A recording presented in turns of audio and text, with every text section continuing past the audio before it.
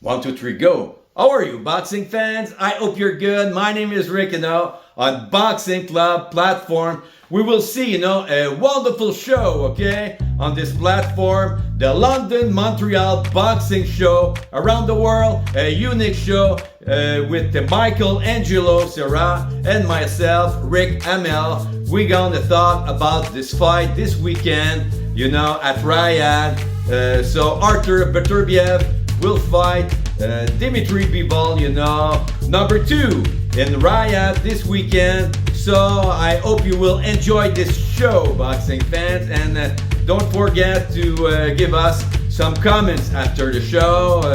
So you're welcome, and I hope you will enjoy again, this wonderful discussion between Michael Angelo Serra and myself, Rick Amel. So take care and watch this show, boxing fans. Bye bye. Bivol will fight by distance, I think. He has no choice, I think. Yeah, that's his game. I mean, he's a good puncher also. I see him like the Australian guy, I can't remember his name now, but he can punch when he has to. And Berbatov is like any other man, One thing that doesn't sit well with me about Berbatov, they're all going on about how strong he is, I don't see him as strong as a guy like Dwight Muhammad Cowie. I know he's an old fighter from years ago, but I don't think no one has that physical strength. Just like he fought Michael Spinks, Holyfield, one of the greatest cruiserweight fights ever. I just don't see him as being as strong as him, or as exciting. But he's good. I mean, But I think Bivol will box on the back foot. That's his strength against a guy like Berbatov, and Berbatov will be basically it'll be like the vent bag to the ball. And people will just, I don't like to use terminology because I'm an animal lover, but it will be basically in boxing on the back foot and boxing Berbatov. Okay, if you allow me now, Michael, I think for myself, Beterbiev will force the fight. Okay, he will go forward and he wants to come inside. I think Bivol, and I think he will think one thing in his head, a KO, okay? A KO on Bivol. And I think he will add this KO on Bivol. Why? Because, I've seen the face-off. We know the face-off mean nothing, okay? But, it's very mental. So I think, for myself, Beterbiev was better than Bivol in the face-off, I don't know, but I think the vision, when I see, the face-off, I think Beterbiev, confident, he's very confident, this gentleman. He won the first fight. I think he knows he can win the second fight, but he will not win this fight by decision. That's okay. Okay. Yeah, I think Beterbiev will win this fight, not easily, but he will win this fight by KO on Bivol. It was not possible for him to win this fight, the first fight by KO. But I think this fight, it will be the fact. He will win this fight by KO against Bivol, Michael, I think, honestly. Yeah. I mean, he seems to be the tougher, stronger fighter, Berbatov. He comes forward, as I say, but to me, I think that's just basically he's a bit of a one-horse pony, and a one-horse trick, actually, one pony trick, as they call it, because that's all he seems to do is come forward. He's a bit of a bruiser. But Bivol, for me, he can come forward, he can go back. I think, as I say, I respect your opinion, I respect yours. I respect, and I think it's very interesting to have two colors, in our interviews. I think it's very interesting, I respect your point of view. I think it's important. Maybe Bivol can win this fight. He's young. He's got 34 years old, I think. He's a young gentleman, Beterbiev, 40 years old, he's not young, but he's got a lot of experience. And normally, youth win over experience, I think. Sometimes, but you can be 40 years of age and be a relatively fresh 40 years of age, and I think Berg's relatively fresh fighter for his age. Bivol, as I say, Yeah, they've had some hard tussles that they all do to get to that level. But as I say, it's they're both pretty sort of like in their primes, and well, for the foreseeable, they are really pretty much the future of the light heavyweight division for at least the next year, 18 months. But again, we've got some amazing talent, especially over this country and over that country on the undercard, and that's Joshua Buatsi, who was a former Olympian, lovely guy. I met him. Buatsi, yes, very good fighter. Yeah, well, for some reason or other, he's the I won't go too much into it, but he's the WBO interim champion for some reason or other. That doesn't come into it because there's only one world light heavyweight title fight tonight, and that is Berbatov Bivol. But Joshua Buatsi has got his hands full tonight against Callum Smith. Callum Smith is a very, very good fighter. He's a genuine, world-class fighter, former world champion. He's very good, and he's going to have to have work out tonight. But I think, and I believe that Buatsi will win. Buatsi is a very...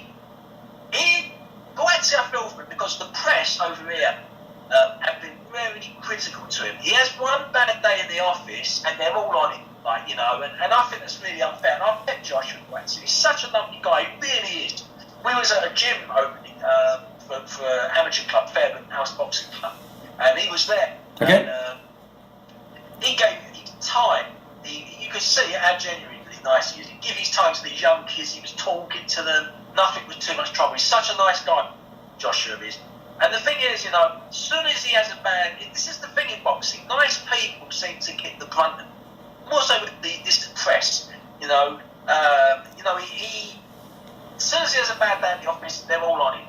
As soon as he has a good day, they're very fickle. These people, but the thing is with Joshua Buatsi, he's a very, very good fighter, and the thing I like about him, as I said, he's economical with his punches. He doesn't waste a lot of energy. He reminds me, and I told him this, and I don't think he actually saw Terry Norris at the time, because obviously he's considerably younger than I am, but he reminds me a lot of Terry Norris, because he was very tight, but he was very fluid, and he never wasted any punches. He never swung or anything. He was very precise, and he reminds me a lot of him.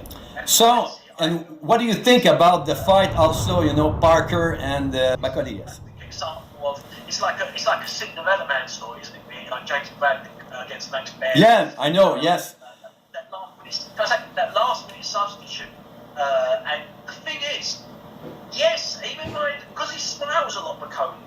He reminds me that he's a genial kind of guy. He seems a nice guy. Yeah. But we had a guy from these shots 30 years ago. Yeah, they can be outboxed. They can be outboxed all day long. We had, do you remember a guy, Donovan Boucher from Canada? But he was not prepared for this fight, Michael. He was not prepared for this fight. I think it will be interesting to see that. Yeah, we had Donovan Boucher from Canada years ago. He was Commonwealth champion. He come over to here. He was beating everyone in defence. Kirkland Lang, he stopped Kirkland Lang, the guy who beat Roberto Duran. Okay. Now, he came over here and he fought a guy called Mickey Hughes. Now, Mickey Hughes, he could be outboxed. He could be, outboxed all day long, but he had the equaliser. Boucher beat him easily. But this is the thing, and another guy was Danny Quaker, sadly no longer with him. The guy, he could be outboxed. These guys, they have a natural power in them. More power. Okay. And the likes of using a Danny Quaker, they could seriously cause damage. And yeah, I'm going to say they were world-class punchers, definitely, but they just probably wasn't. They wasn't world-class as fighters, but as punchers they was.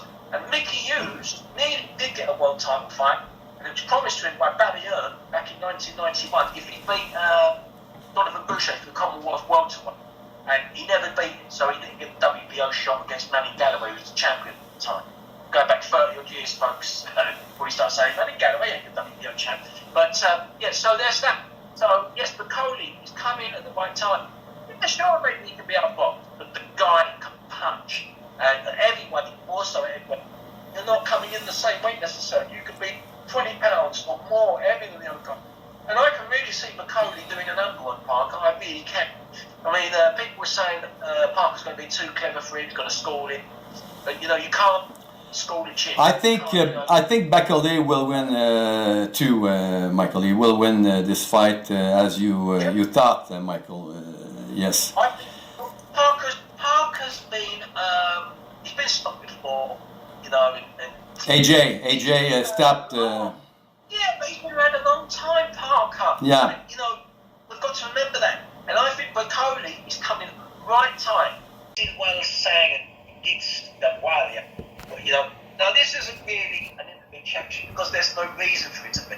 There's no scenario, no reason. But this Parker versus Bacoli is in essence, and it should be, an IBF intimate title because the champions pulled out through sickness, which means it should be, but it won't be. But usually the case is when they're out of action for quite a long time, and instead of stripping them, they give them an intimate championship, keep the champion as champion. But it's all about sanctioning these. But I'm surprised the IBF haven't jumped on that. But, yeah, we'll make that the intimate championship tonight at Riyadh. And I don't know about Riyadh, but they'll be getting Riyadh of this eliminate, what do you call it, the intimate title. That should be really. Okay. You know, you're talking about Ali Foreman. What comes to mind is Bacoli versus Usyk. You know, maybe that could be the Ali Foreman of 2020. You're right. We just don't know. You know, we do need a rival. We've had it with Fury, Usyk. I know you disagree here, but you say that Usyk lost to Fury. I think. You know, but I think it is a rivalry because again, getting back to Berbatov, the nature of the decision, it was controversial, and I felt that the second both fights Usyk did enough to win. Okay. It was a lot closer the second time, and it was no way 116, 112 for Usyk on three judges scorecards. No way. Forget the low. Okay. We're gonna make the conclusion, Michael, because we have not enough time.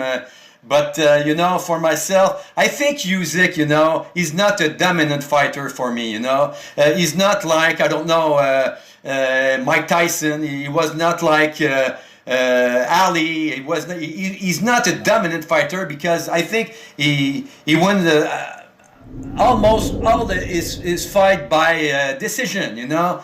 He's not a knockout artist, this fighter. Ali was not a knockout artist also, by the way. But I don't know. The fight, as I told you, you know, the fight with Dubois, it was... C'était une controverse en français. Je dis en français une controverse. But, you know, I'm French. But I think... I don't know, but he's a very great fighter, Usyk. I like the style, you know. He moved very quick in the ring, you know. Make a lot of opportunities, you know, to come in attack. Yes, I'm agree with that. But I think for me, he's not a dominant fighter, Michael. That's good. Because anything can happen. He has a tree to any defense that he's going in again. Yeah. And anyway. He's in against the big boys. Doesn't matter. He can't have a guy come in at the same weight as him. He can't. You're right. You're right. 40 pounds heavy. And Bacoli will be coming in heavy. You know, Sang. You know, he's going to be 290. This is unheard of. You know, this is a massive, massive man. Sang. He's huge. But the thing is, you imagine even with the chin. Joshua knocked out Sang in the Olympics in 2012. So you know, that stopped him in a round. But the thing is, you know, this is a good thing that he's not a dominant. Yes, he didn't really dominate Fury. He won the first fight, I feel fair, and he dominated him in that ninth round again. But in the in the second fight, it was a lot closer. But you know, Michael, I think this guy, his strength is I don't know, he's unpredictable. He's unpredictable. This gentleman, I think, is his best quality. You know, Usyk. Yeah, this is the good thing because he's coming in and you just don't know. He could have, as I say, that punch against, you know, the low blow against the Dubois. For me, yeah, again, that's an argument for and against, like the ninth round against Tyson Fury Usyk. Sorry to get back to that. But, you know, he was right. The referee was right to jump in and give it a standing up. And you know, Michael, another fighter fight like this, you know, Usyk, you know, with his guard, you know, in front. I think Calzaghe, Mr. Calzaghe fought like that, you know, with the point like that. He's southpaw lead, and it's a postman's knock because he does that. It's like a battering man, but he's measuring. Yeah, he's measuring. Yes, that's it. The distance, yeah, he controls the distance like that, you know? Oh, Yes. He knows that he hasn't got the reach on these guys. He hasn't. He's 6'3". That's not a big heavyweight. Yeah. Not against today's behemoths. I mean, they're all 6'7", 6'8" Yeah. guys, 290 pounds. Anything can happen. He takes one on the chop. He'll go. Any man can be beat. And yes, you're right about he's not been dominant. There's been a lot of controversy. Obviously, the second fight was closer against Fury on the scorecards for me. No way was 106, 112. And but obviously the punch against Dubois when he again, for and against. Get back to that. And the fight, Michael, the number 2 fight, with AJ and Usyk. The fight number 2. It was a close fight, Michael. And you got one judge gave the fight to AJ. A very good fighter, and he moved very fast. No way was 106, 112. And but yes, we like Joshua. We like this gentleman a lot. So He wasn't in a very good mood, was he? I mean, yeah. Watching this is Anthony Joshua, former trainer, the Godfather. He'll be laughing at this because no, he wasn't very happy. Yeah. Johnny Oliver, he defends Joshua to the hill, and he's a lovely man. And Johnny Oliver, he really is. And I missed out the chance. Seriously, going to go to a surprise eight. Do you think Michael? Do you think we will see the fight AJ against Fury? Yeah, definitely. Got to have. Now Fury saying he's coming back. You knew that already. Yeah, of course. It's money. It's money. I mean, they've all got money. Yeah. But again, that might end up in the end. We was robbed of that fight when it was a live fight, and it would have been an historic fight. It would have been for all the world. Never before in boxing history had we had a undisputed World Heavyweight Championship between 2 British fighters. Never. It's never happened. And Eddie he outpriced himself, and he admits he was beaten. He wished he hadn't done it. And the fight for me belonged in England at the time. But he was going to go out and be out because of money, I suppose. Well, of course. And yeah, Eddie are doing that because we would have had that fight done yonks ago when it should. 2 minutes, Michael. 2 minutes. 2 minutes. So, Michael, it rests around that 2 minutes, and we will have a very good fight tonight. Bivol, Beterbiev, a very good fight. As I told you, I see this fight the same thing than Walcott and Mr. Walcott and Mr. Marciano. Because Marciano, as we told before, 39 years old, like Beterbiev, 40 years old. He's got a lot of experience. Pardon me? Sorry, before we close, everybody who's going on about, and I just said it, that he's 6'3", he's not very big, but a lot of people say about Marciano, Joe Lewis, they were cruiserweights, they wouldn't have lasted against today's lot. Tell that to Tony Galento, Primo Carnea, the Buddy Bear, A.B. Simon, okay. Those guys, because they could, when you can hit a guy, and Jack Dempsey just with against Louis Yankel. Yeah, you told me that. Wallard against, yes.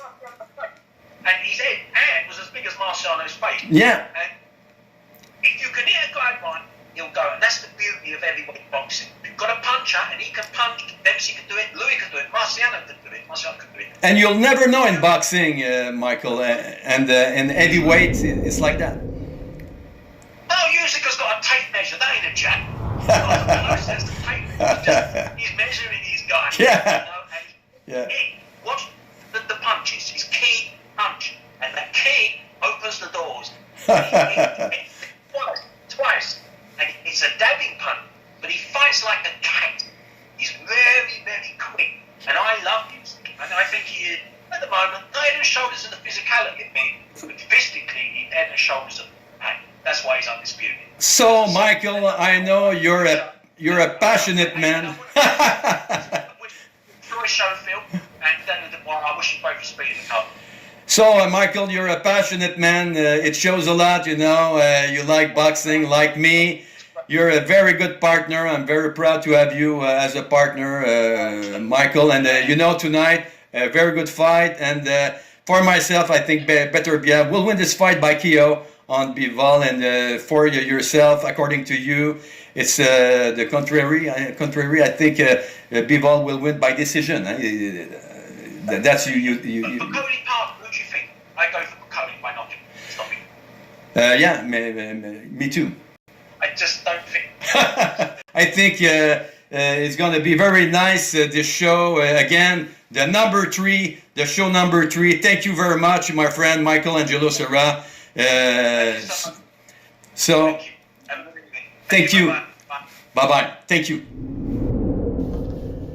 Boxing fans, it was, the London-Montreal boxing show with Michael Angelo Serra and myself, Rick Hamel, around the world. So I hope you liked this show, this discussion between Michael and me about this wonderful event we will see this weekend, in Riyadh, with Turkey Alashik, a genius, this wonderful gentleman. So take care of you, boxing fans, and I hope you will like, this wonderful event also in Riyadh. And if you want to make some comments, let's go, okay? We are open for that. We can give us some comments about this wonderful fight we're gonna have, this weekend at Riyadh. So take care of you, boxing fans, and we will see us for another fight, okay? Thank you, bye-bye.